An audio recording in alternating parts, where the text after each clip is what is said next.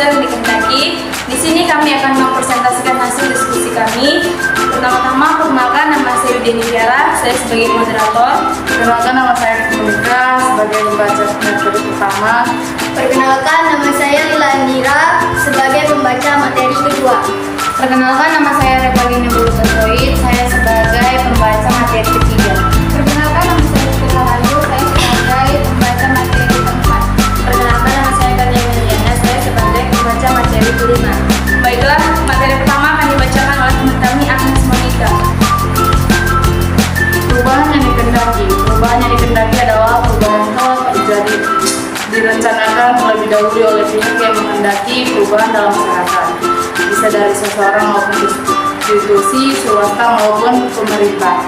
Perencanaan perubahan masyarakat itu dapat disebut social engineering atau social planning. Perubahan yang sengaja direncanakan itu misalnya disebut dengan istilah pembangunan dan modernisasi. Dalam makalah kali ini kami mengangkat masalah perubahan sosial yang sengaja dilakukan itu. Baiklah, materi kedua akan dibacakan oleh teman kami Lila Andira.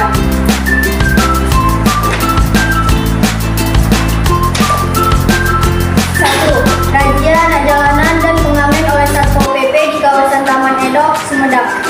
Razia merupakan salah satu bentuk perubahan yang sengaja dilakukan oleh agen of change, akan tetapi di sisi lain juga menimbulkan perubahan yang tidak dikehendaki, yaitu berupa penolakan-penolakan yang dilakukan oleh golongan pengamen, anak jalanan, serta pedagang kaki lima. Penolakan-penolakan yang dilakukan itu seringkali berupa tindakan penolakan yang bersifat anarkis, bahkan menimbulkan korban. Seperti halnya yang dilakukan oleh seorang pengamen yang menjadi incaran petugas Satpol PP di kawasan Taman Edok, Sumedang. Seorang pengamen tersebut melawan petugas Satpol PP dengan mengamuk dan melukai salah satu anggota Satpol PP. Saat diperiksa di Polsek, pelaku mengaku nekat melakukan penusukan lantaran tidak terima digarus petugas Satpol PP. Pasalnya, dirinya baru mengamen dan mendapatkan hasil 3.000 saja. Selain itu, dengan banyaknya razia yang dilakukan oleh aparat Satpol PP juga menyebabkan banyak terjadi aksi demo yang dilakukan oleh para pengamen jalanan, anak jalanan, dan pedagang kaki lima. Baiklah, materi ketiga akan dibacakan oleh teman kami Revalina. 2. Tata tertib yang ditetapkan oleh kepala sekolah agar ditaati oleh peserta didik dalam sekolahan. Peraturan yang ditetapkan oleh kepala sekolah SMA Sumedang 1 merupakan salah satu contoh perubahan tak sengaja dilakukan guna mendidik peserta didik agar menjadi individu-individu yang bermoral dan bertanggung jawab.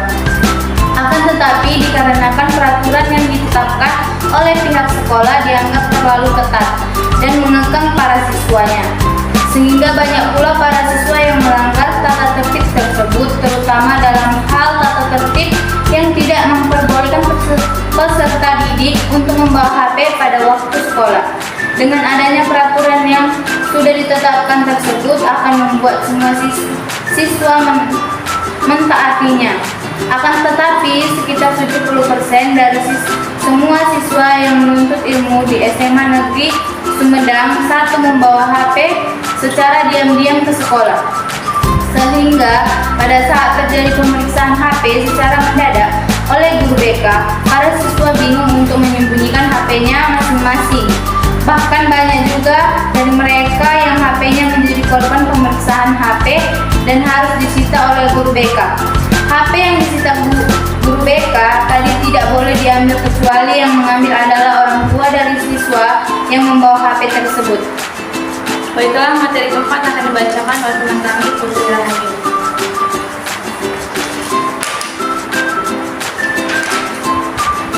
Dampak positif perubahan sosial. 1. Memiliki nilai-nilai dan norma-norma baru yang sesuai dengan perkembangan zaman. 2. Memiliki struktur dan hubungan sosial baru yang lebih manusiawi.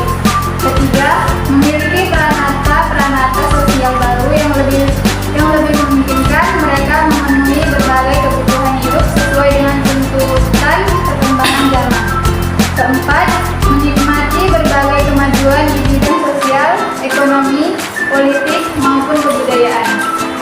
Baiklah, materi kelima akan dibacakan oleh teman kami, Petnia Melian.